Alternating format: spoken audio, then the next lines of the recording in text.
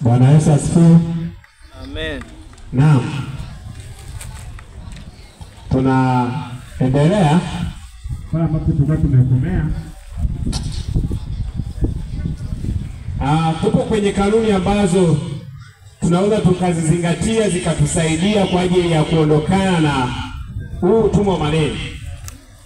Mojawapo pia ya kanuni ni kwamba lazima ufahamu hali yako na uwezo wako wa kifedha. Lazima ufahamu hilo jambo. Ufahamu mapato yako na matumizi yako, ili uweze kuishi kulingana na mapato yako. Kuna watu mapato wanayoyapata na matumizi ni vitu viwili tofauti. Kwa hiyo ili uweze kuishi kulingana na mapato yako, lazima uwe na uelewa au ufahamu hali yako ya kiuchumi. Kwa hiyo ni moja ya kanuni ambayo itakuwezesha kuwa na nidhamu na pesa. Usiwe na matumizi mengi kuliko kiwango cha kipato chako. Bwana Yesu asifiwe sana. Lakini pia kanuni nyingine ambayo itatusaidia ili tuweze kuondokana na utumwa wa maneno, nunua vitu kwa busara. Maana yake kwamba tumia pesa kwa uangalifu na kwa manufaa. Ni sawa na kuongeza pato lako. Unapotumia pesa kwa nidhamu na kwa uangalifu, maana yake ni njia mojawapo ya kuongeza kipato chako. Usinunue tu vitu mradi unavyo. Wakati mwingine kanuni hii inadai kutumia fedha kwa kupanga. Na moja ya jambo ambalo tujifunza ni juu ya budget, kwamba kwa kuwa na budget hautanunua sio kila kitu ambacho unapaswa kununua. Maana yake ni kwamba utanunua kitu ambacho tu umekipanga kuwa nacho. Watu wengi wamekuwa kwenye madeni, watu wengi wameharibu bajeti zao ni kwa sababu hawana budget, hawana mpangilio wa pesa. Hivyo wananunua ili kitu wanachokutana nacho. Kwa hiyo kwa kuwa na nidhamu na pesa itakusaidia, au ni njia mojawapo ya kuongeza kipato chako. Lakini pia kanuni nyingine, tumia kanuni za usimamizi wa fedha. Mungu akitusaidia kesho tutaziangalia kanuni za usimamizi wa fedha. Ile ni mojawapo ya kanuni ya kuweza kuepukana au kujisakamua na utumwa wa maneno. Lakini kanuni nyingine, uwe na mradi wa kukuongezea au kuongeza pato lako. Tumia mradi mbalimbali kwa ajili ya kuwezesha kufikia lengo lako, na hii itakusaidia kuwa huru, kuondokana na utumwa wa maneno. Lazima uwe na vipato, uwe na kipato ambacho, au uwe na mradi ambao utakuongezea kipato chako. Kwa hiyo ina ni mojawapo ya kanuni ya kuondokana na utumwa wa maneno. Ikiwa kama wewe ni mfanyakazi au umeajiriwa, lazima uamue ni kiasi gani au ni kiasi unachohitaji kuweka katika mshahara wako ili kulipa deni. Maana yake ni kwamba ukiwa wewe ni mfanyabiashara au ni mfanyakazi au ni mwajiriwa, lazima ukae upige budget kwamba ni kiwango gani au ni kiasi gani kulingana na mshahara wako, kwa lengo la kuweza kupunguza lile deni ambalo unadaiwa. Kuna watu ni wafanyakazi wameajiriwa, lakini ni watumwa wa madeni. Lazima ukae chini, angalia kiwango ambacho unalipwa kwa mwezi. Panga vizuri bajeti yako ili uweze kupunguza deni ambalo unadaiwa.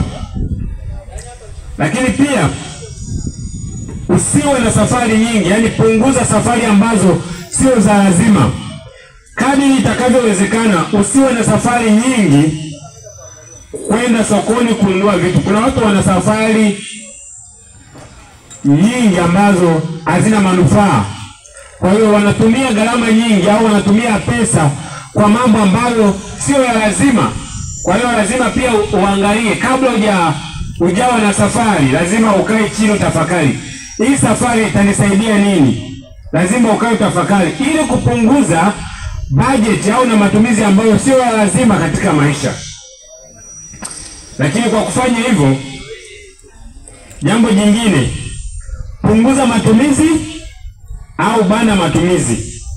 Na hapa tunajifunza kwamba kwenye mahitaji ya mwanadamu kuna mahitaji ambayo ni ya lazima, mfano kama chakula, mavazi na malazi. Hivyo ndivyo vitu vya lazima kwa mwanadamu. Lakini kuna vitu vingine ambavyo sivyo vya lazima, hata kama ukivikosa havikupi madhara au havikupi effect yote katika maisha. Kwa mantiki hiyo, lazima tupunguze matumizi au tubane matumizi. Hapa haina maana kwamba kuondoa mahitaji ya msingi ya maisha, ila hapa tunamaanisha kwamba kuna mahitaji mengine ambayo sio ya lazima sana. Kwa kufanya hivyo, itatusaidia badala ya kile kiwango ambacho tungelikitumia kufanya kwenye matumizi mengine, kinatusaidia kuongeza kwenye pato letu na kitatusaidia pia kulipa madeni ambayo tunadaiwa.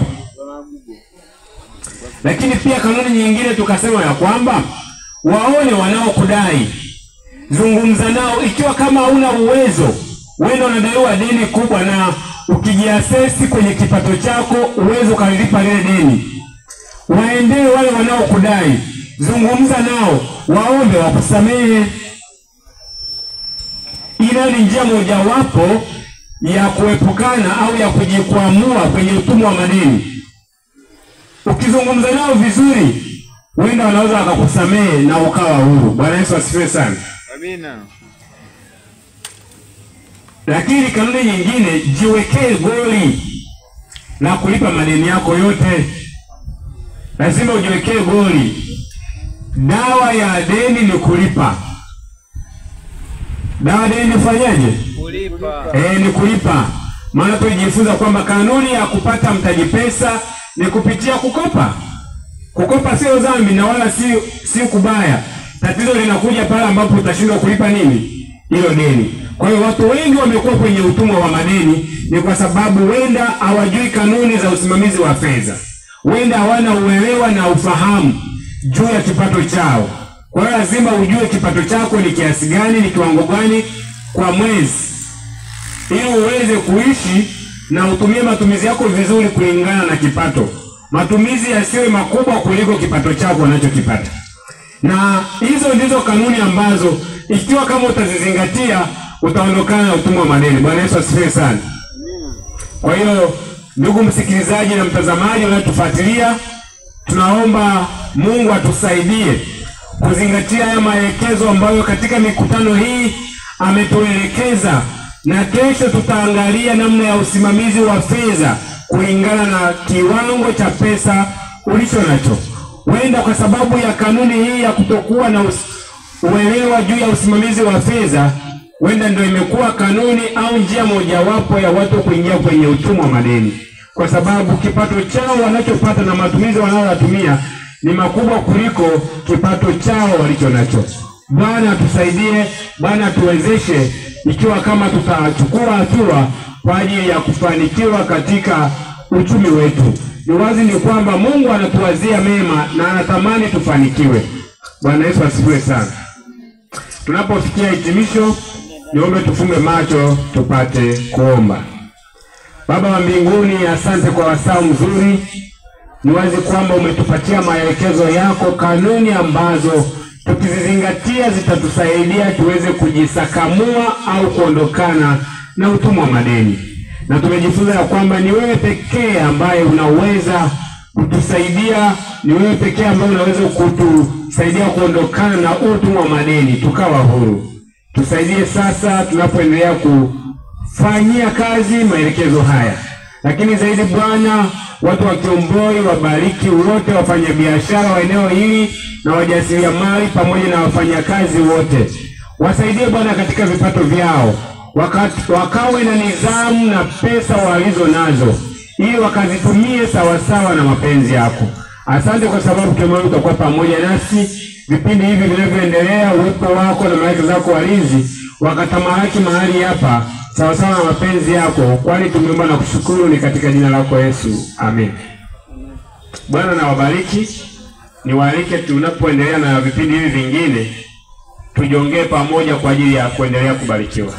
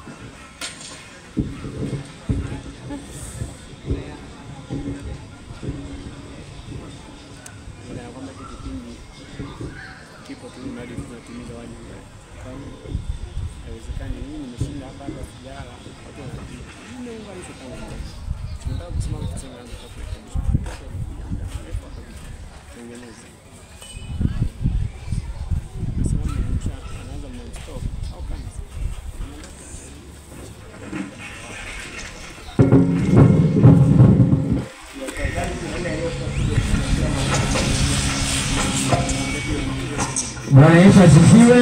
Amen. Bwana asifiwe sana. Amen.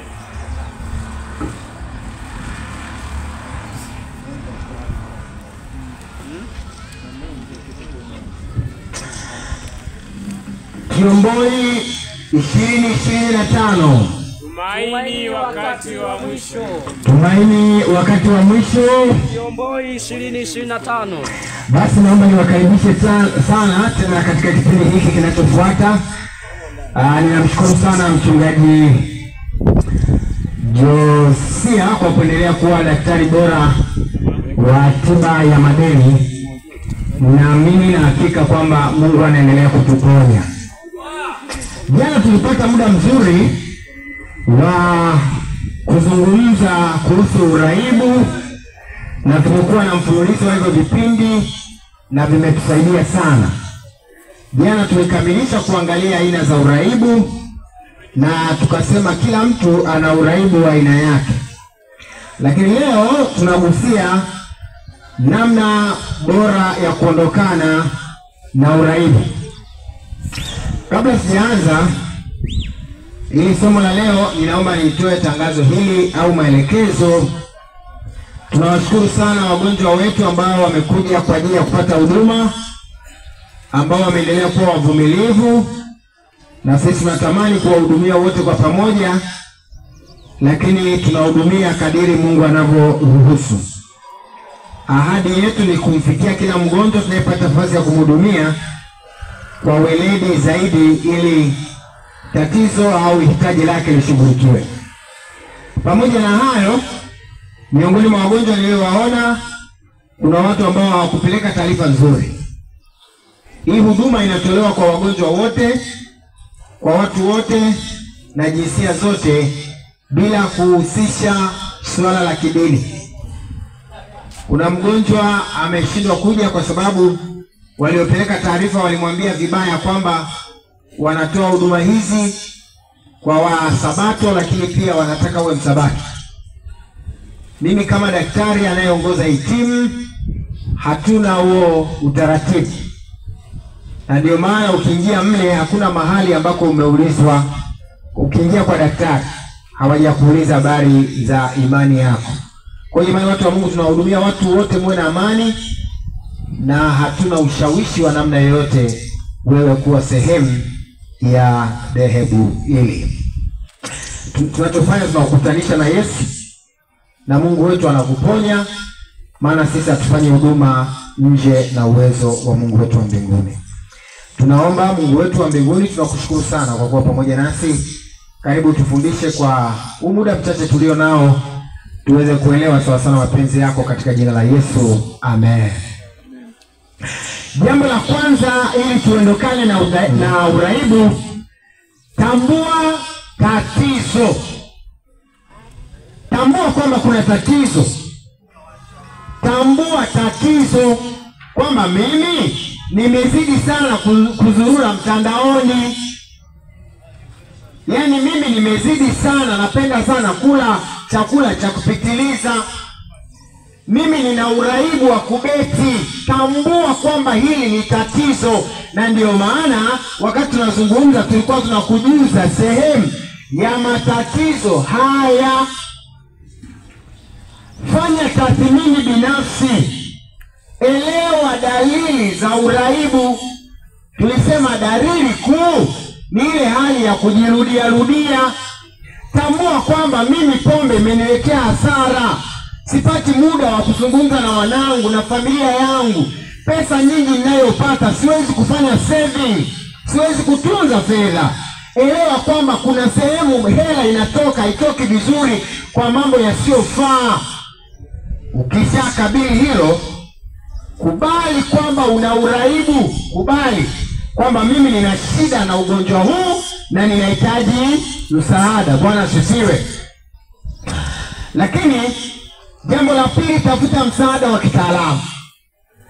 Kubali kukutana na wanasihi, madaktari, na kubali kueleza ukweli halisi, ya kwamba ukienda kwa daktari jieleze vizuri uhalisia. Daktari, kwa kweli mimi ni mrahibu wa ngono, yaani haijapita siku mimi bila kujichua. Hii ni shida, napambana daktari, nisaidie. Eleza ukweli jinsi ulivyo. Ziko tiba za kisaikolojia, lakini ziko tiba za dawa. Kuna wengine ambao wameshafika kwenye level ambayo ashauriwi tena. Kwa mfano, mtu ambaye ametumia pombe, kama akapata ule ugonjwa ambao tumezungumzia jana, anapata uoga uliopitiliza, hofu iliyopitiliza, wakati fulani huyo mtu anahitaji kupewa dawa. Jambo la tatu, jenga mtandao usaidizi. Jenga mtandao usaidizi. Maana yake nini? Kundi la watu waliokuwa kwenye huo uraibu. Tafuta watu ambao wamepitia uzoefu. Kuna watu leo unawaona wako kanisani, wanasali vizuri, ni waaminifu, wanafanya shughuli zao vizuri, waliwahi kuwa walevi wa kupitiliza. Waambie wakusaidie. Jiulize, tafuta uzoefu wao, ilikuwa kuwaje mpaka wao wakaepukana na ulevi? Alikuwa ni ni mzinifu aliyepitiliza, zinaa imekubuku kwake. Tafuta mtu anaweza kushuhudia, anakuambia mimi nilikuwa nina uraibu wa zinaa, lakini sasa hivi namshukuru Mungu nimepona vizuri. Marafiki bora. Tafuta msaada wa rafiki bora katika familia anayeweza kukuelewa kwa tatizo unalopitia. Tafuta rafiki bora. Unajua sio watu wote kwenye familia wanatuelewa. Sio watu wote unaweza ukazungumza nao. Kuna wengine wanakutenga kwa sababu ya ulevi wako. Kuna wengine wanakutenga kwa sababu ya ulaji mbaya wako. Kuna wengine wanakutenga kwa sababu ya muda wote kukaa kwenye mitandao ya kijamii. Lakini kuna mtu mmoja kwenye familia ana uwezo wa kukuelewa na mkazungumza vizuri. Tafuta huyo rafiki, jenga naye urafiki. Mwambie akukumbushe katika ile program maalum utakayotengeneza. Kama umemwambia bwana, mimi natamani kushika simu mara 3 kwa siku pale ninapohitaji kufanya mawasiliano, mwambie akukumbushe, ili akikutana na wewe umeshika simu muda usio stahili, atakwambia kwamba umezidisha muda leo. Bwana asifiwe. Jambo la 4, anzisha mkakati wa kukabiliana na mazingira. Epuka marafiki waliokuingiza kwenye huo uraibu. Wewe unataka kuacha pombe, marafiki zako konti bado ni wale walevi. Huwezi kuacha pombe. Wakimbie.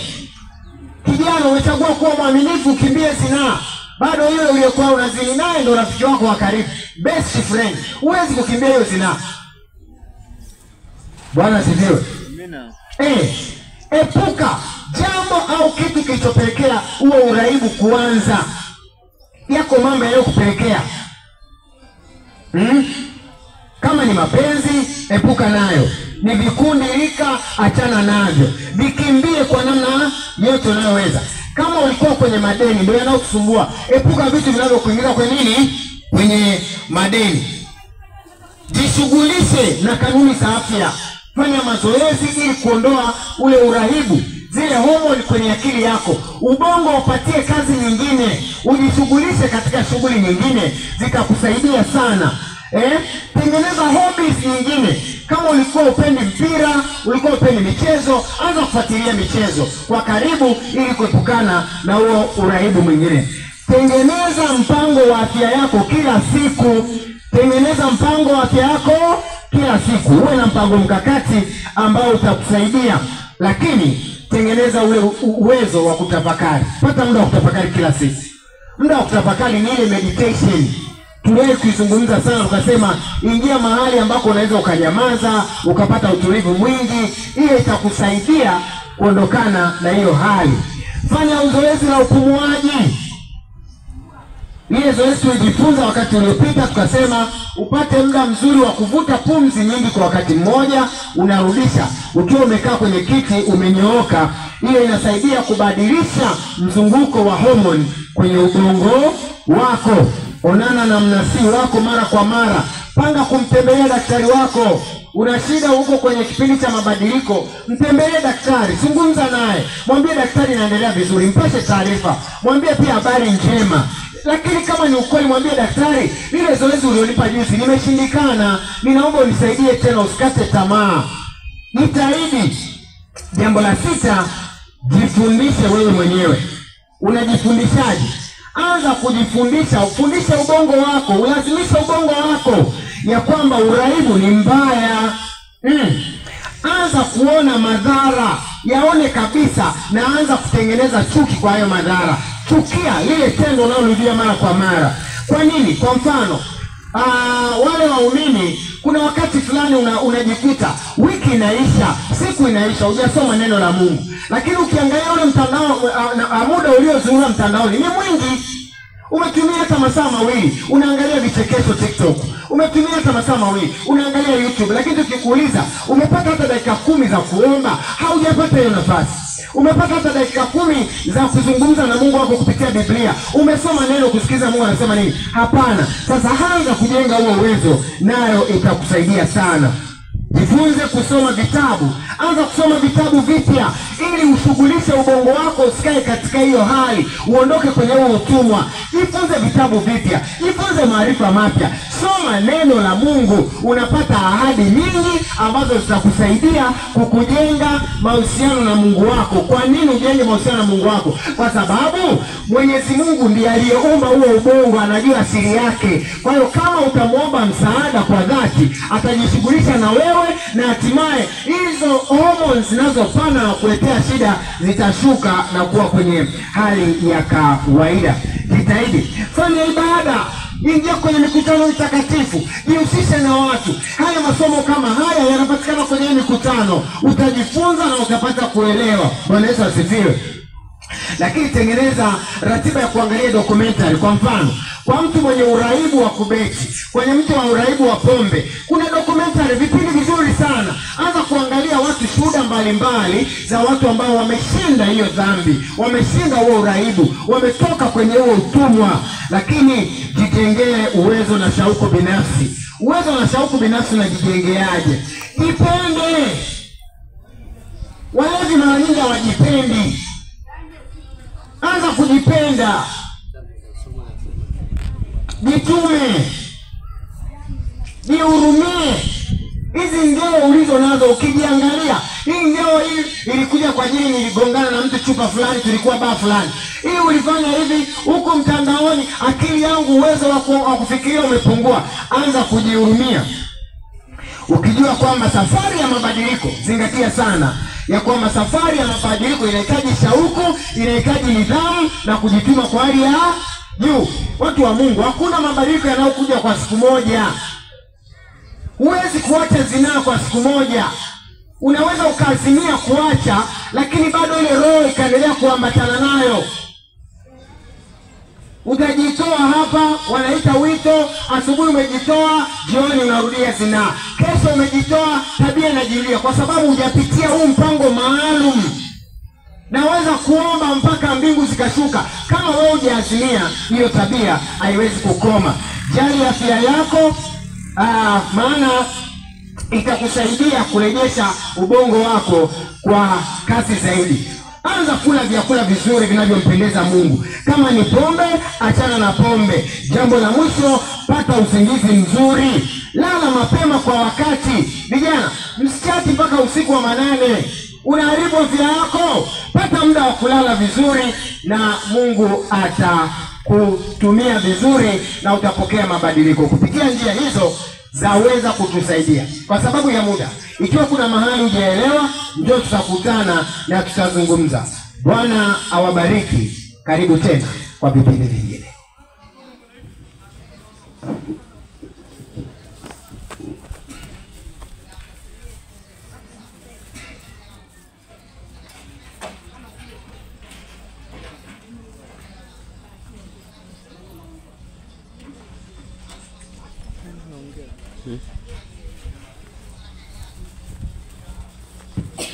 Kiomboi 2025.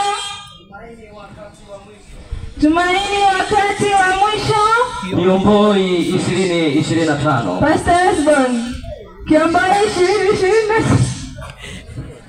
Tumaini wakati wa mwisho. Naam, na kwa namna hiyo tunazidi kubarikiwa sana na vipindi vinavyoendeshwa mahali hapa.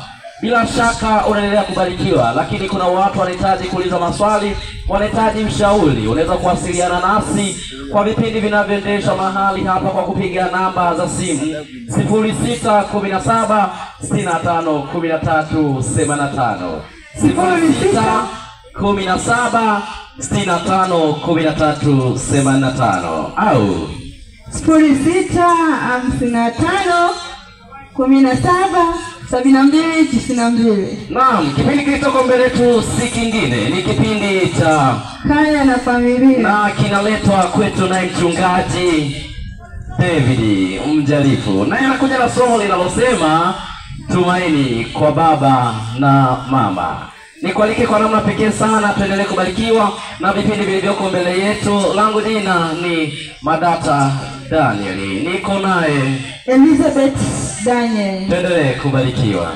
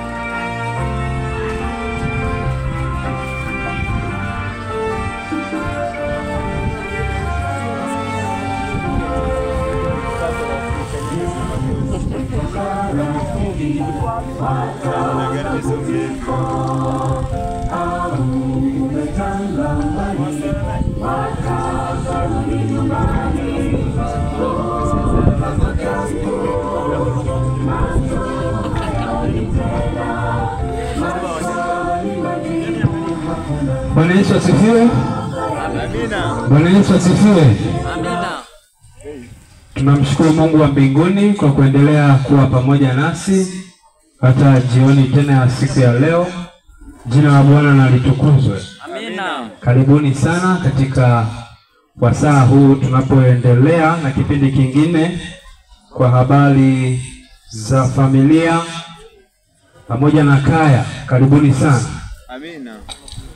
Basi tufumbe macho tuombe. Baba yetu, rafiki yetu uliye mbinguni, tunakushukuru sana kwa wakati huu. Asante kwa kuendelea kutupigania kuanzia asubuhi mpaka wakati huu. Yote tulionayo yanatoka kwako na ni kwako pekee ndipo sisi tunaendelea kutembea, tunaendelea kuishi na kulitukuza jina lako. Katika wakati huu Bwana, tunakuja mbele yako, tunatamani kujifunza maneno yako kutoka katika Biblia kwa habari za mahusiano. Mungu wa mbinguni, tunaomba Roho yako Mtakatifu atutangulie na kutuongoza mwanzo hata mwisho. Tunaomba kupitia jina la Yesu. Amina. Amina. Jana tulikuwa tuna somo zuri sana ambalo lilikuwa linazungumzia habari za tumaini kwa baba wa familia, lakini kwa sababu ya muda tulikuwa tumelianza tu na tukajikuta tumeishia njiani. Lakini leo tutazungumza habari ile kwa tumaini baba wa familia pamoja na kwa mama wa familia. Jana nilipoanza kuzungumza, nilizungumza nikasema ya kwamba baba wa familia anaonekana au mtizamo wa mbingu kwa baba wa familia ni tofauti sana na mawazo yetu leo sisi, namna ambavyo tunamchukulia baba wa familia. Baba wa familia tunaweza tukamuita kama utepe wa familia. Kwa nini anasimama kama utepe? Ni kwa sababu ya sheria kuu ambayo anakuwa nayo, ambayo inatokana na neno upendo. Kwa mujibu wa kitabu cha Efeso 5 mstari wa 25, kutoka pale ndipo majukumu yote ya baba yanaonekana. Na kwa maana hiyo katika kitabu cha Efeso 5:25 inazungumza namna ambavyo baba anapaswa kumpenda mke wake au mume anapaswa kumpenda mke wake. Nikawaambia kwamba hauwezi ukaitwa baba pasipokuwa mume, lakini pia unaweza ukawa mume lakini usiwe baba. Kwa maana hiyo msingi wa majukumu unaanza na neno upendo, na kutoka kwenye upendo sasa utaona utepe unafanya kazi ya kulinda, lakini pia unafanya kazi ya kuhifadhi pamoja na kufunga. Kwa hivyo uongozi wa baba katika familia au majukumu ya baba katika familia yanajengwa na neno upendo. Pamoja na hilo nikawaambia kwamba amani ya familia inategemea uongozi uliopo madarakani. Wakati mwingine mafanikio ya familia yanategemea na uongozi ulioko madarakani. Kwa hivyo uongozi wa familia mara zote huwa ni kati ya baba na mama, na kiongozi wa kwanza ni baba kwa sababu ya jukumu lake la kwanza ambalo linapatikana kwenye kitabu cha Waefeso 5:23 mpaka 25. Kwa hivyo saikolojia ilituambia kwamba anayetawala muda mrefu katika ndoa ni mwanamke, kulingana na ile miaka ambayo inakuwa imewekwa, kwamba mwanaume kuanzia anapokuwa amemuoa mke wake anaonekana kuwa mtawala kwa sababu nyingi kadha wa kadha, zikiwemo sababu za biolojia, zikiwemo sababu za mazingira, wakati mwingine hata physical fitness, kwamba anakuwa na uwezo kwenye kila jambo. Lakini ikianza kuanzia mwaka wa 50 mpaka 55, mwaka wa 50 mpaka 55, majukumu huwa yanahama kutoka kuwa kiongozi baba wa familia yanaenda kwa mama wa familia, kulingana na sababu kadha wa kadha, zikiwemo za kibiolojia, zikiwemo na sababu za kimwili. Kutokea hapo majukumu huwa yanageuka kwenda kwa mama, na ndio maana unaweza kukuta mara nyingi ndoa ikiwa changa, baba anapotamka mara zote la kwake huwa linapita, lakini kadri muda unapokwenda majukumu huwa yanabadilika, na umri ukifika miaka 80 majukumu, uongozi wa familia unatoka kwa wazazi unarudi kwa watoto, kwa sababu ndio huwa wanakuwa na nguvu ya kiuchumi, wanakuwa na nguvu ya elimu, wakati mwingine wanakuwa na nguvu hata ya ushawishi. Wanaweza akaamua baba akae wapi, mama akae wapi. Kwa hivyo muda wa kutawala unabadilika kulingana na wakati. Na hivyo basi tukasema ikiwa ni baba wa familia anapaswa kutawala vyema, maana kuna wakati pia atakuwa mzee, na katika uzee wake pia itabidi aongozwe na watu, aidha ni watoto wake ama ni jamii ambayo inakuwa karibu naye. Kwa hivyo katika utawala wake lazima ajue ya kwamba bila Kristo atatawala kidikteta, na utawala wa Mungu sio utawala wa kidikteta. Kwa hivyo chimbuko la uongozi ni upendo, na upendo ni Mungu mwenyewe. Katika kitabu cha Yohana wa kwanza 4:8 kwamba anasema Mungu ni pendo. Kwa hivyo ikiwa baba hajashikamana na Mungu hata kuwa na uongozi ulio bora. Bwana Yesu asifiwe. Katika kitabu cha Efeso 5:23 neno la Mungu linasema, kwa maana mume ni kichwa cha mkewe kama Kristo naye ni kichwa cha kanisa, naye ni mwokozi wa mwili. Bwana Yesu asifiwe.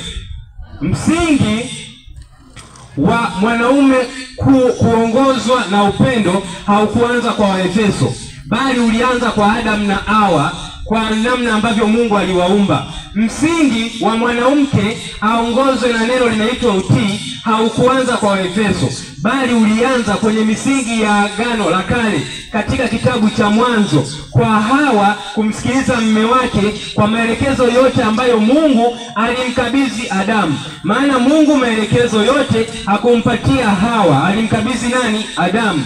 Na ndio maana mwanamke anaitwa kutii. Lakini hizi habari za kwamba 50 kwa 50 au mwaga mboga, mimi nitamwaga ugali, fanya hiki, mimi nitafanya hiki, jino kwa jino, sio msingi ambao umejengwa kwenye familia au msingi ambao umejengwa na kitu kinaitwa ndoa.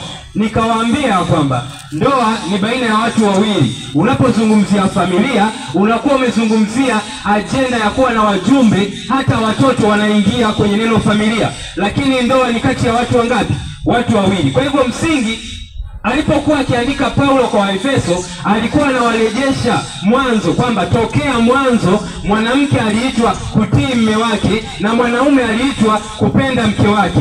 Na kwa maana hiyo hamna mtu ambaye anaweza kutii kitu ambacho hajakipenda, na upendo ndio chanzo cha utii. Bwana Yesu asifiwe. Kwa hivyo ikiwa utaonekana kwamba unatii kitu ambacho hujakipenda, wewe hautii bali utakuwa unaogopa. Na kutii sio kuogopa. Maana ya kutii ni kuheshimu.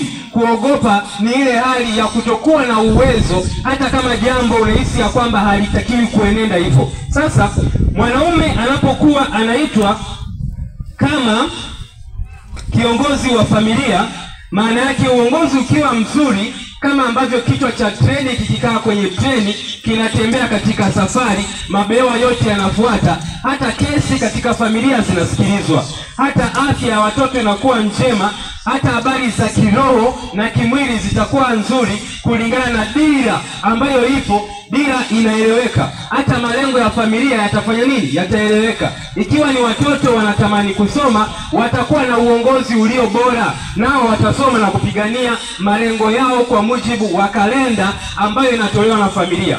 Jambo lingine, mwanaume ni kuhani wa familia kulingana na kitabu kile cha Ayubu 1 mstari wa 4. Kuna mtu ameshika Biblia hapo, wasomaji? Halo?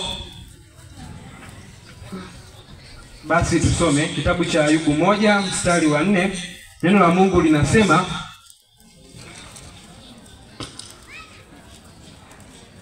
nao wanawe wa kiume huenda kufanya karamu katika nyumba ya kila mmoja wao kwa siku yake, nao wakawaalika dada zao watatu ili waje kula na kunywa pamoja nao. Basi ilikuwa hapo hizo siku za karamu zao zilipokuwa zimetimia, Ayubu hutuma kwao kuwatakasa, kisha akaamka asubuhi na mapema na kusogeza sadaka ya kuteketezwa kama hesabu yao wote walivyokuwa, kwani Ayubu alisema, pengine hawa wanangu wamefanya dhambi na kumkufuru Mungu mioyoni mwao. Ndivyo alivyofanya Ayubu siku zote.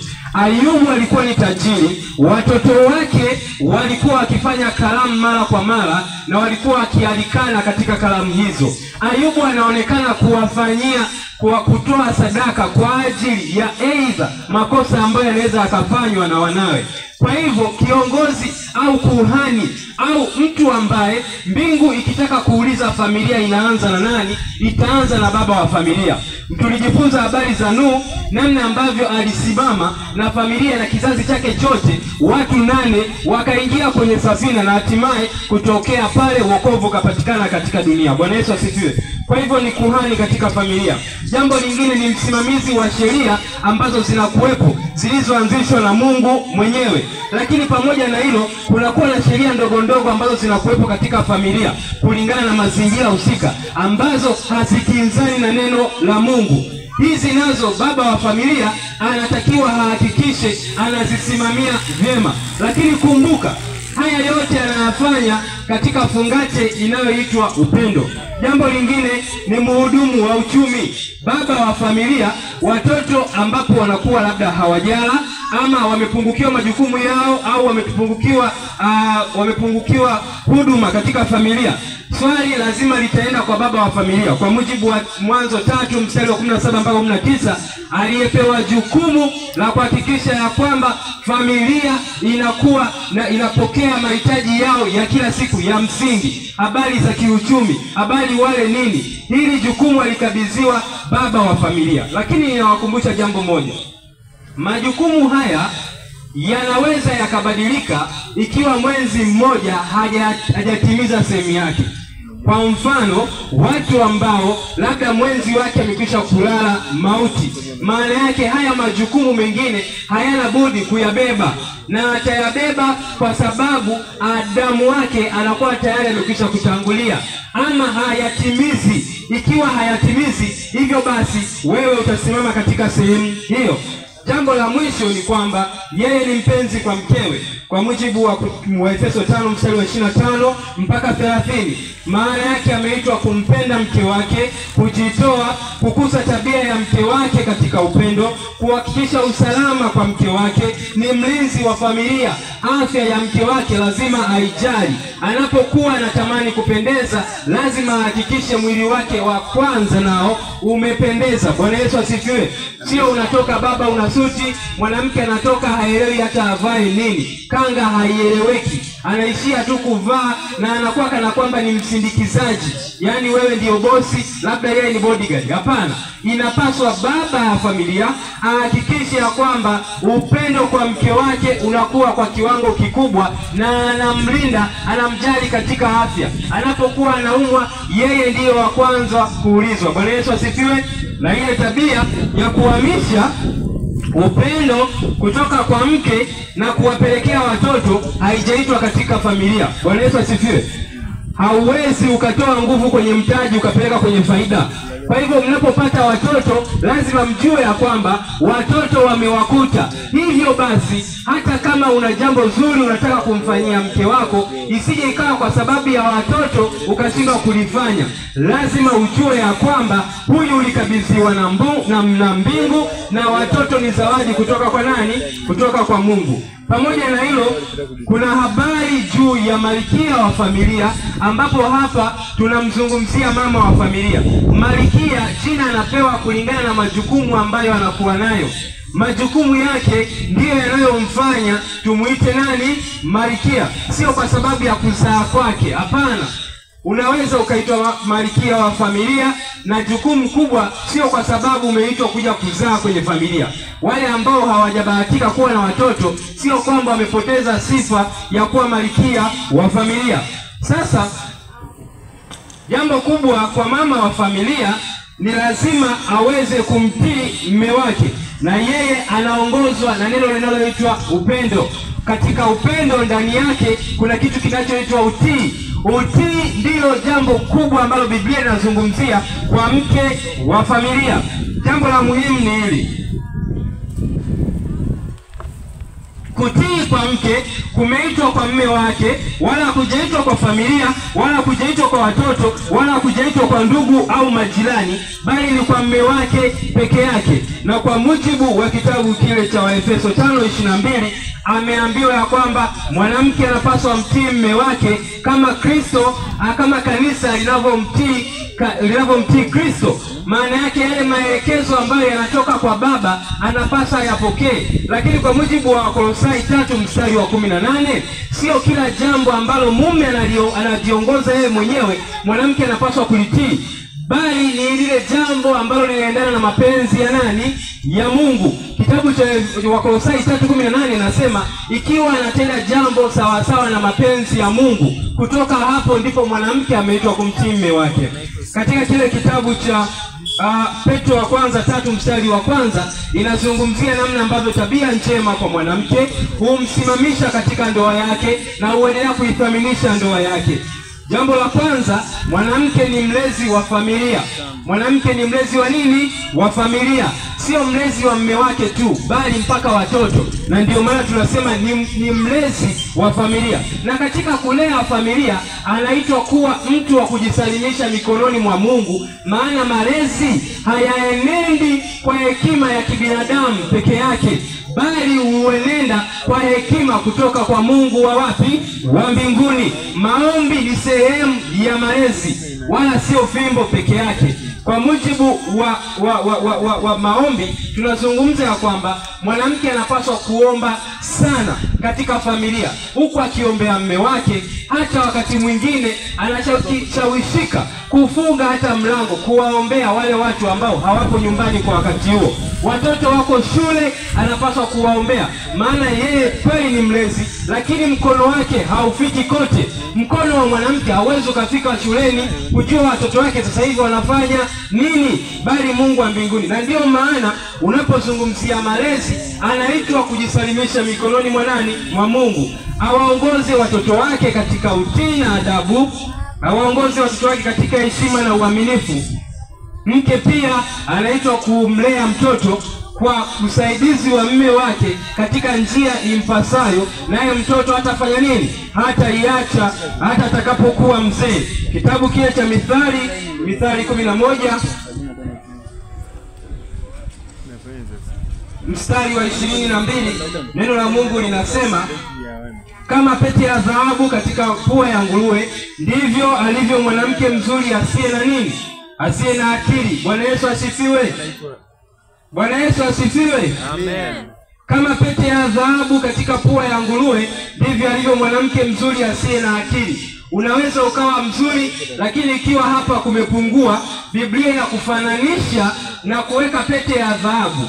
Pete ya dhahabu iliheshimika kulingana na zile nyakati, hata leo hii, ya kwamba dhahabu ni madini yenye thamani iliyo juu sana. Na sasa dhahabu hii inafananishwa kama pete na inawekwa kwenye pua ya nguruwe. Nguruwe ni kiumbe ambaye ni najisi, ya kwamba pamoja na uzuri alionao mwanamke kama hii pete na thamani ya hii dhahabu, ikiwa hana akili, inafananishwa hii dhahabu ikawekwa kwenye nguruwe. Maana yake hivi vyote viwili vinawekwa wapi? Pembeni. Neno la Mungu linazungumza na kusema ya kwamba ikiwa wewe ni mzuri na ukakosa akili, maana yake huo uzuri hautakuwa faida, bali utakuwa hasara mara mbili. Ni aheri angekuwa mbaya na asiye na nini? Na akili. Bwana Yesu asifiwe.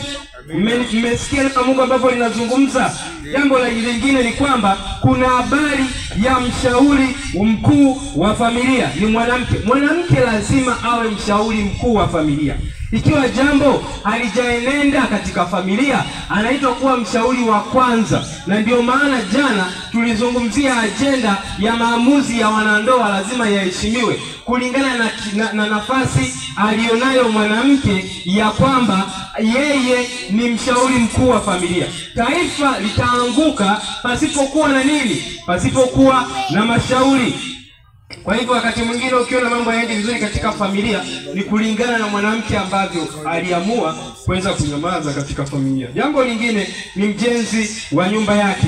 Yeye anaitwa kuwa mjenzi, lakini pia anaitwa kuwa mbomoaji wa nyumba kulingana na mikono yake, namna ambavyo ataamua kufanya kazi. Anaitwa kuwa kutokuwa mgomvi katika familia, asiwe mgomvi bali awe mnyenyekevu, awe mpambanaji. Kitabu cha Mithali 31 kuanzia fungu la kwanza linazungumzia sifa njema za mwanamke katika familia, ya kwamba anapaswa kuwa mpambanaji. Majukumu haya ya mwanaume au mwanamke yanabaki kwake ikiwa mwenzi wake anatekeleza upande wa pili wa majukumu haya. Bwana Yesu asifiwe. Na ikiwa hatekelezi, basi kunaweza kukawa na kutokutimiza majukumu haya. Majukumu yako mengi sana, lakini kwa mujibu wa muda, kwamba muda wangu umekwisha, mimi nitaishia hapa. Lakini namna ambavyo utakavyomuona mwanamke alivyo ni maelekezo ambayo yanakuwa yametoka kwa nani? Kwa mumewe. Lazima tuhakikishe ya kwamba tunapolea familia tunaanza kujilea sisi wenyewe katika ndoa. Bwana Yesu asifiwe.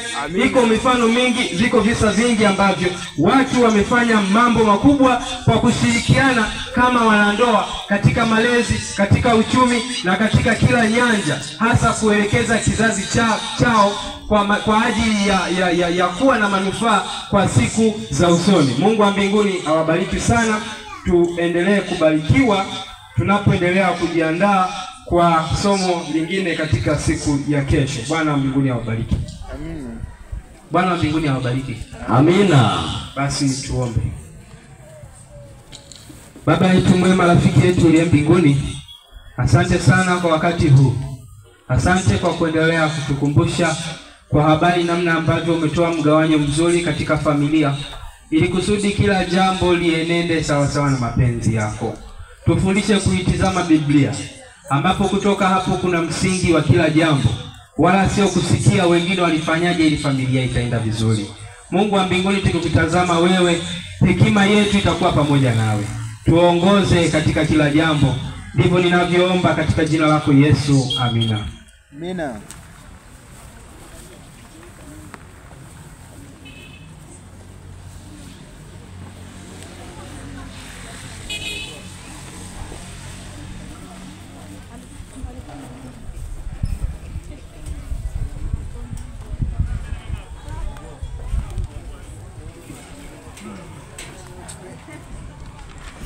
ndilo tumaini la baba na mama katika familia, na ndivyo ambapo Pastor David Robert amehitimisha kipindi chake cha Kaya na Familia, lakini pia siku ya kesho ataendelea kabisa.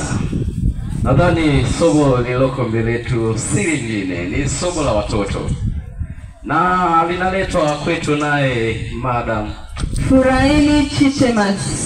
Naye anakuja na somo la watoto, lina kitu kinachosema Mungu anayetupatia mahitaji yetu. Na kwa namna hiyo basi tualike watoto popote pale mlipo tuweze kujiongea katika maeneo haya ya mkutano. Watoto walioko huko nyumbani, tusogee maeneo ya mkutano, tujifunze kwa pamoja. Na waweza kuwasiliana nasi kama una changamoto mbalimbali kuhusiana na vipindi vinavyoendeshwa hapa, unahitaji ushauri, kutaka kuonana na madaktari wetu wanaoendesha huduma za kiafya, waweza wasiliana nasi kupitia nambari 0617651385. Langu jina ni Madata Daniel, niko naye Elizabeth Daniel. Tuendelee kubarikiwa.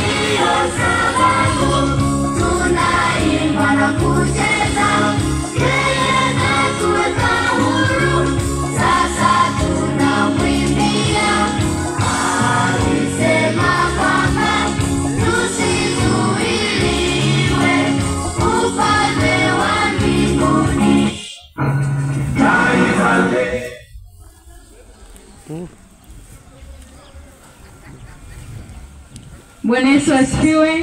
Amina. Bwana Yesu asifiwe. Amina. Watoto, Bwana Yesu asifiwe. Amen. Watoto, Bwana Yesu asifiwe. Amen. Amina sana. Mjambo? Mnaendeleaje?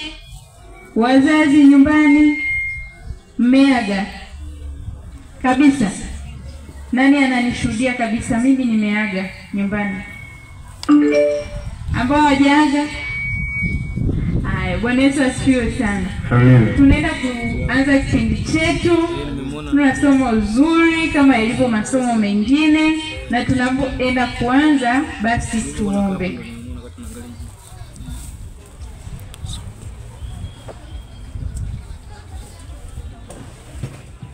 Tuombe. Mtakatifu Mungu wa majeshi, naomba linde saa hii tunapoenda kuanza kipindi hichi, naomba tutangulie katika jina la Baba Yesu Kristo. Amen. Amen. Amina. Watoto, Bwana Yesu asifiwe. Amen. Nani anakumbuka somo letu la jana lilikuwa linasemaje? Somo la jana lilikuwa linasemaje? Esther mjomba wake. Esther na mjomba wake. Amina. Mwingine anatuambiaje? Somo la jana lilikuwa linasemaje? Hamkumbuki? Anayekumbuka somo la jana linasemaje?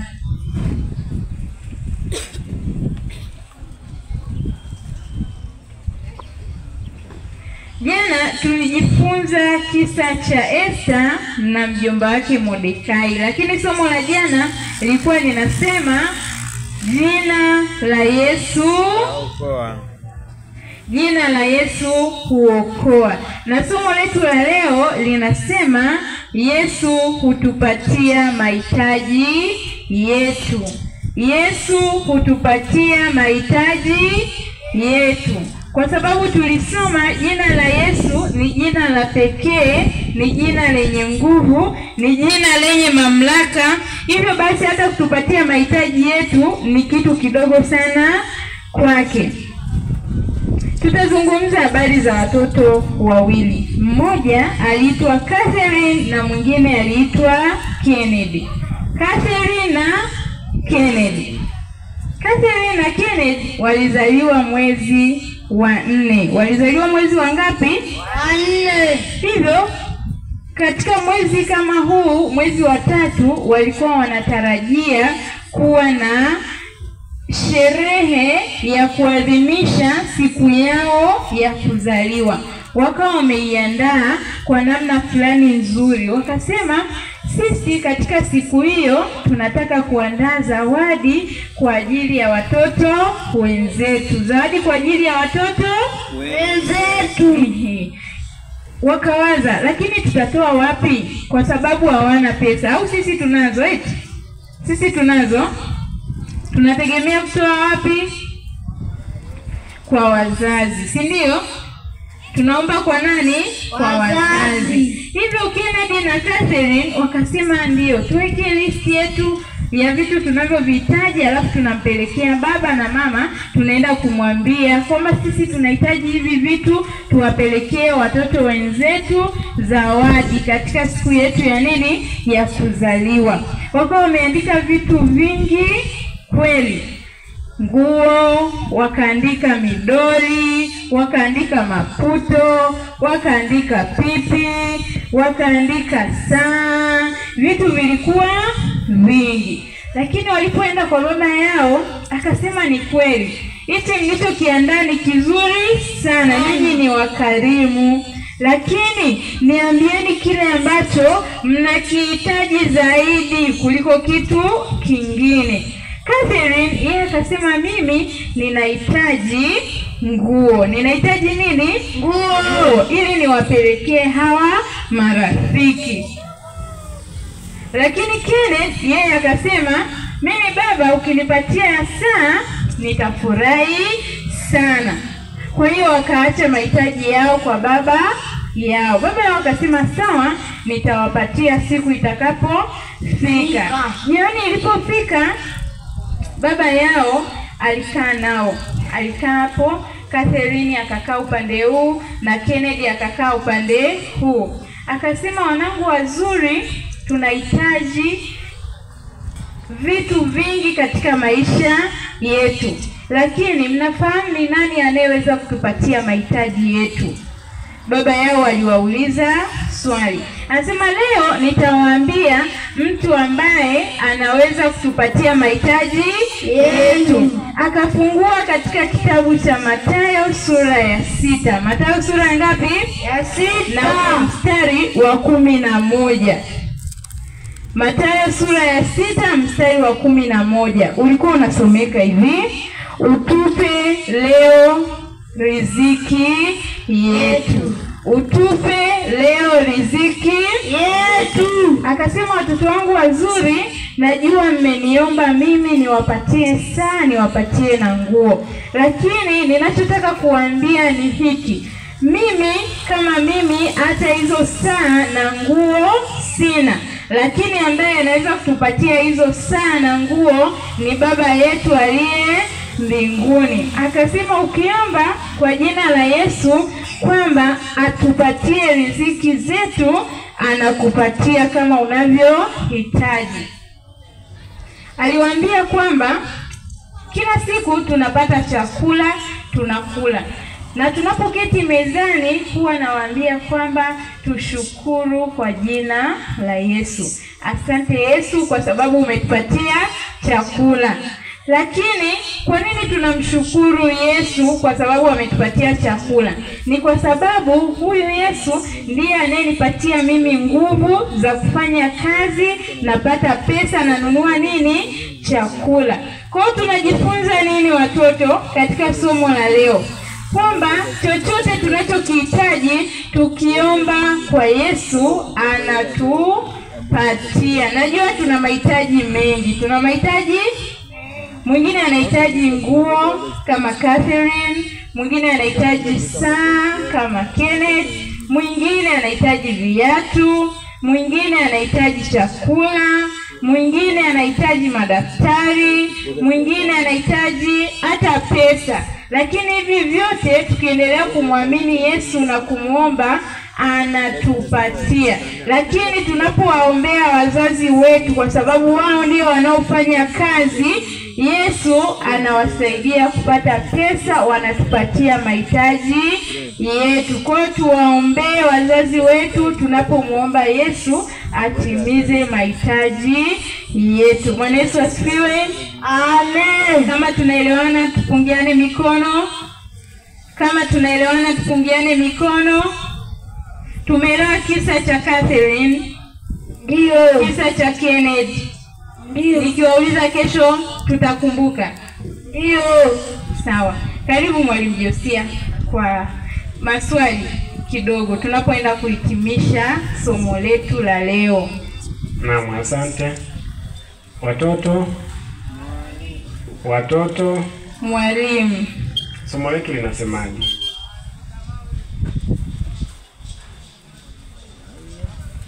Mesa atakayepatia nitampa zawadi. somo la leo linasemaje?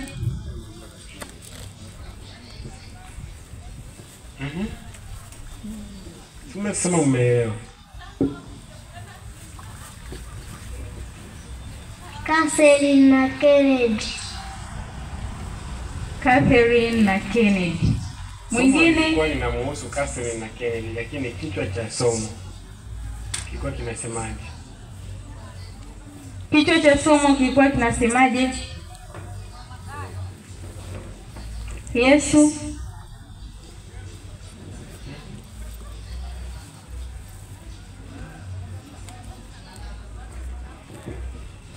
Yesu atusaidia kwenye mahitaji yetu. Asante, barikiwa sana. Yesu hutupatia mahitaji yetu. Yesu hutupatia mahitaji yetu. Yesu anatupatia chochote tunachokihitaji. Lakini swali lingine, tumejifunza kwamba Yesu hutupatia mahitaji yetu, si ndio hivyo? Na tukajifunza kisa ambacho kilikuwa kinamhusu dash and dash. Nani na nani? Catherine na Karen. Amesema Catherine na Karen. Wewe? Catherine na Kennedy. Patia Amina. Amina. Kilikuwa kinamhusu Catherine na nani? Na Kennedy. Lakini tukajifunza kwamba huyu Catherine na Kennedy walikuwa ni wana mahitaji, kama ambavyo tumejifunza kwamba hata sisi hapa tunayo mahitaji mbalimbali. Lakini walipoenda kwa baba yao wakamuomba, je, Catherine aliomba nini kwa baba? Nguo. Amepata Amepata. Na Kennedy aliomba nini?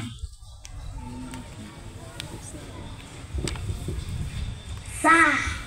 Oh, wow. Bwana awabariki. Amina. Kwa mantiki hiyo, hata sisi tunajua kama watoto tunayo nini?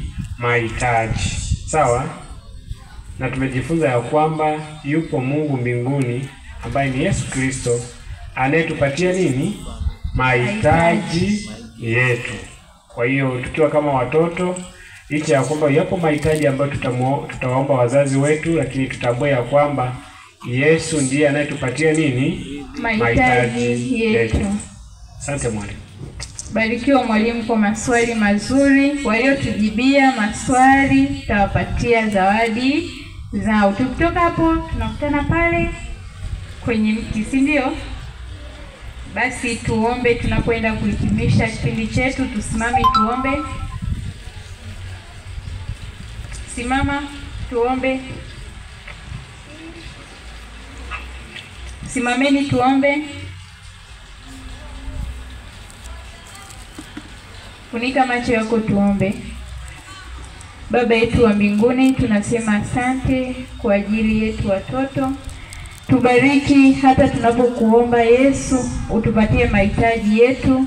Wabariki hata wazazi wetu, wapatie afya njema. Tunaomba haya kwa jina la Yesu. Amina. Amina.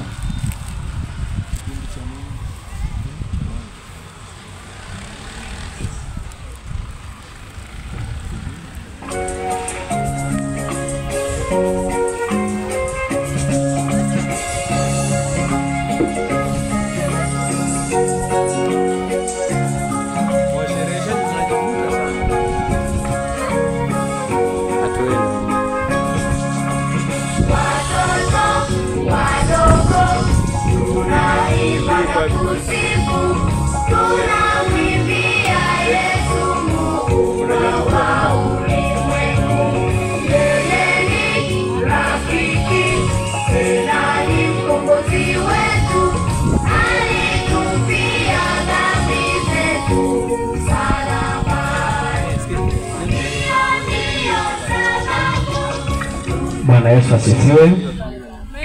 Bwana Yesu apewe sifa. Amina. Wapendwa, tunamshukuru Mungu kwa ajili ya jioni ya leo.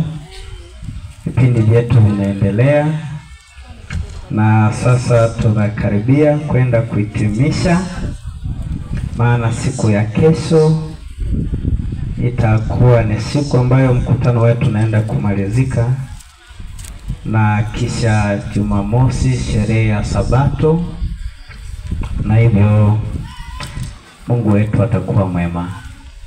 Ni kipindi cha kukutana na Bwana. Kitabu cha Wakorintho wa pili sura ya 12, naanza mstari wa 7 hata mstari wa 9.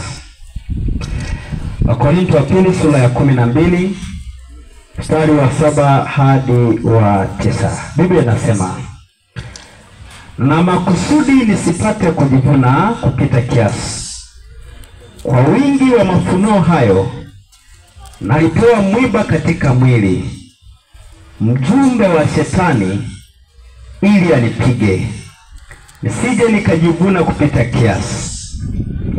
Kwa ajili ya kitu hicho alimsihi Bwana mara 3 kwamba kinitoke, naye akaniambia, neema yangu ya kutosha, maana uweza wangu hutimilika katika udhaifu. Basi nitajisifu udhaifu wangu kwa furaha nyingi, ili uwezo wa Kristo ukae juu yangu. Mtume Paulo, ambaye ameonekana kuandika kati ya barua 21 ya zile za Agano Jipya, barua 13 zote ameandika Paulo. Na katika barua anazoandika zipo barua zinazoitwa church epistle. Ni barua kwa ajili ya kanisa. Paulo anapoandika Wakorintho wa pili, anaelezea namna alivyokuwa mdhaifu katika mwili. Paulo alipopata udhaifu katika mwili, alipiga magoti akamwomba Mungu. Na alimuomba Mungu mara 3. Lakini bahati mbaya, alipomwomba Mungu akidhani Mungu anaweza kumwondolea saa ile, lakini bado udhaifu wake ukawa pale pale. Kwa sababu udhaifu ulikuwa pale pale, Paulo ni kana kwamba alionekana ukata tamaa. Na wakati anataka ukata tamaa, ndipo jibu la Mungu linakuja, anaambiwa, Paulo, nisikilize. Najua umeniomba mara 3 na unaona kwamba hujapata majibu, lakini elewa jambo hili, neema yangu mimi inatimilika katika udhaifu. Yaani Mungu kuruhusu wewe uingie kwenye changamoto si kwamba kwa sababu hakufahamu wewe. Mungu kuruhusu uwe katika ugonjwa si kwamba Mungu amekuacha na kwamba hayupo kabisa upande wako. Mungu kuruhusu uwe na migogoro ya familia si kwamba ni kwa sababu amekuacha. Hapana. Kuna watu wanapata migogoro leo, wanaishi kabisa, mimi sina Mungu kwenye maisha yangu. Kwa sababu ya mgogoro ulio nao, si kwamba Mungu amekuacha. Wapendwa, na watia moyo jioni ya leo, kuna wakati unaweza kumwomba Mungu kabisa tena sana kwa changamoto yako, na bahati mbaya sana ukaonekana ni mwaminifu mbele za Mungu, bado ukaingia katika udhaifu. Wakati nikiwa kidato cha kwanza, naenda kumalizia, tuingie katika maombi. Wakati nikiwa kidato cha kwanza, ni moja kati ya shule ndio somo ilikuwa ni kubwa, lakini bahati nzuri Bwana akanipatia kibali na neema. Muhula wa kwanza wakati tunaingia, nikafanikiwa kuwa wa kwanza darasani. Wakati nikiwa hivyo, mwezi wa 9 ulipofika, tumekaribia kuingia kwenye mitihani, ndio wakati ambao makambi ya Waadventista wa Sabato yalitangazwa. Na bahati mbaya sana nikawa ni mtaaluma wa shule.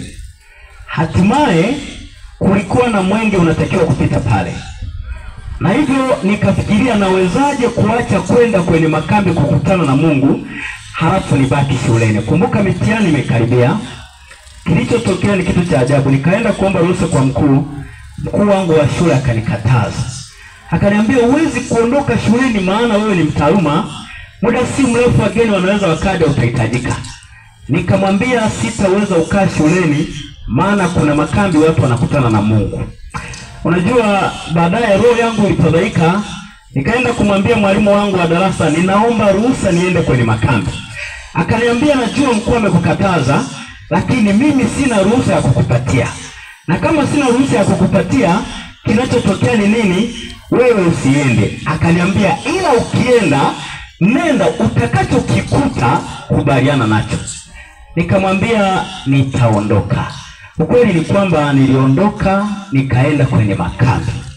Nilipoenda kwenye makambi, ndugu zangu wengi wakabaki wakaacha kwenda kwenye makambi, maana waliogopa mbele yetu tulikuwa na mtihani, lakini bado wakahofu ya kwamba wangalitumia muda mrefu kwenye makambi. Nisikilize vizuri, nikaamua kukaa katika makambi.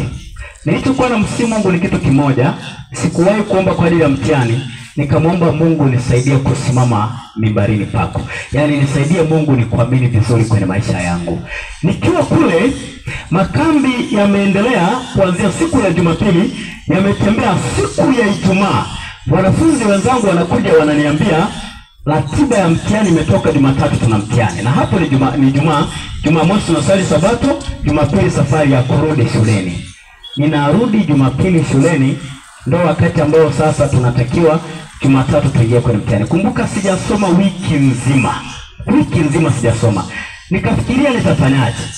Swali langu likawa ni moja, ikiwa nitafeli muhula huu itakuwaje? Kumbuka muhula wa kwanza nimekuwa wa kwanza na ni shule kubwa na kila mtu anapambana. Nikasema kama nitafeli itakuwaje? Nikamwambia Mungu, nakuomba unisamehe, huenda nilikukosea, ila mara hii naomba nikumbuke tena. Bahati mbaya sana ukaja mwiba wa shetani. Mwiba uliokuja, mkuu wa shule hakuniuliza wala mwalimu wa darasa. Bahati mbaya sana tulikuwa tunaanza na hesabu pamoja na civics, kesho yake ni geography pamoja na Kiswahili. Kwa masomo ya hesabu nilikuwa sijambo, na mshukuru Yesu. Kwa hiyo sikusoma kabisa, ikabidi nianze kusoma masomo ya Jumatano. Haya mengine nikasema nitaingia kichwa nitatoboa. Na kweli Yesu alivyo mwema, nilipoingia kwenye somo la kwanza la fizikia, sikupata swali ambalo lilikuwa gumu kwangu. Nikaingia jioni kwenye hesabu, sikupata swali lilikuwa gumu kwangu. Baadaye kesho yake somo la kwanza lilikuwa ni geography. Ninaingia geography, nakuta kila swali linatembea. Nilikuwa na jirani yangu pembeni, nikamwambia ninamshukuru Yesu maana yuko na mimi. Bahati mbaya sana, wakati nikiwa ninafanya, nyuma yangu kulikuwa na rafiki yangu mmoja amekaa. Nilikuwa na mtindo, kabla sijaandika sentence, Ikiwa kuna neno sijaliweka vizuri kichwani, nilitamani kurudia pembeni kwenye karatasi ili nione kama naliandika kwenye usahihi. Maana walimu walikuwa na mtindo, ukipata maksi nyingi wanaanza kuzungushia baadhi ya herufi, wanaondoa maksi. Kwa hiyo nikaanza kufanya hivyo. Nilipokuwa nafanya hivyo, nilishangaa nikiwa pale nimefanya mtihani ile nakaribia kumaliza, mwalimu wangu wa geography akaja na kalamu nyekundu, akafika pale akaandika -50. Yaani kaandikiwa -50. Na ukiona imeandikwa hivyo maana yake umeondolewa maksi 50. Unajua nilitaka kulia nikiwa kwenye mtihani. Yaani pressure ikapanda. Nikamalizia mtihani, nikakusanya. Nilipokusanya nikamfuata mwalimu. Nikamuuliza kwa nini umenitolea maksi 50? Mwalimu alinijibu tu kitu kimoja, unamuonesha mwenzako mtihani. Sasa nikajiuliza mimi nimemuonesha saa ngapi? Maana mtihani wangu nimefanyia hapa, hakuna mtu yeyote niliyemuonesha wala karatasi yangu. Na kumbe bahati mbaya sana ilikuwa ni uchonganishi. Marafiki zangu walienda kwa mwalimu wakanifanyia figisu. Lengo la dhumuni, walijua nimekuwa wa kwanza, hii sasa awamu hii lazima wanishinde. Unajua nililia. Kwa kweli ofisini nililia, nikamwambia mwalimu haiwezekani. Sijawahi kufanya kitu kama hichi. Kilichotokea, kikao kilipokaa cha walimu, ikabidi wameamua masomo manne ya siku nzima yaliyofanyika ya jana na ya leo, itabidi kila somo niondolewe maksi 50. Kwa hiyo kama nina maksi 80, toa 50 ninaandikiwa 30. Unajua nililia. Nikasema kweli Mungu, mimi nimekosea wapi? Mbona unaruhusu niingie kwenye jaribu lisilo la kwangu? Nikamwambia Mungu nisaidie. Na kweli mitihani ilifanyika hivyo. Bahati nzuri sana, kila mtihani niliofanya nilikuwa na maksi 99. Mtihani niliofeli peke yake nilikuwa na maksi 86. Muhula mzima. Ila ilikuwa inaandikwa 99 toa 50 naandikiwa 49. 98 toa 50 naandikiwa 48. Nililia sana, nikamwambia Mungu, awamu hii umekubali nianguke. Lakini ukweli ni huu. Pamoja na kwamba niliondolewa maksi 200 zote, awamu iliyofuata mwezi wa 12, nikapiga magoti nikamwambia Mungu, udhaifu wangu leo umekuwa mzito. Usabato wangu sasa unaenda kuisha. Umeniacha nimebaki peke yangu. Huwezi amini, mitihani yote niliyofanya mwezi wa 12, kuna watu nilikuwa naweza kupata mtihani wangu, mtu anayenifuata wa pili nimemzidi hata maksi 40. Na mpaka matokeo yanatoka hakuna mtu aliyenizidi hata mmoja. Nini ninamaanisha? Kuna wakati utapitia nyakati ngumu, utahisi kama vile Mungu hakusikii.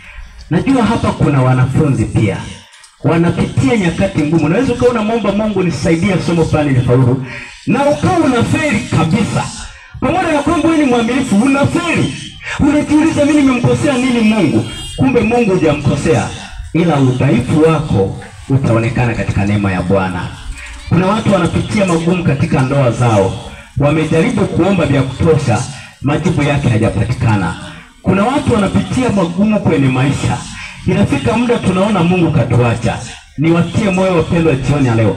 Unapopitia gumu lolote, unapomwomba Mungu, unahisi kama kachelewa kukujibu, tambua Mungu hajachelewa. Yuko katika process kwa ajili ya kukufanikisha. Najua kuna watu ni wadhaifu katika roho. Najua kuna watu ni wadhaifu katika miili yao. Pamoja na udhaifu ulionao, ninakuhakikishia hivi, kama utamtazama Bwana kama ndiye kiongozi wa maisha yako, bado Mungu yupo anashughulika na changamoto yako. Na Mungu atakufanikisha katika yote. Ikiwa alifanikisha wengine, bado na wewe atakufanikisha. Usikate tamaa kwa magumu unayoyapitia. Usikate tamaa kwa changamoto unazozipitia. Mungu wetu wa mbinguni jioni ya leo, tunapokwenda kuomba, ninaomba kutie matumaini. Haijalishi unapitia wakati mgumu kiasi gani, haijalishi ndoa yako haiko vizuri, haijalishi biashara yako inalega, haijalishi malezi yamekuwa ni magumu, mwambie Mungu, natamani niuone mkono wako. Pamoja na udhaifu wote, kuna saa Mungu ataonekana. Najua huenda umeomba na imefika muda umechoka. Nikusi usichoke. Mungu, he is in the process. Yupo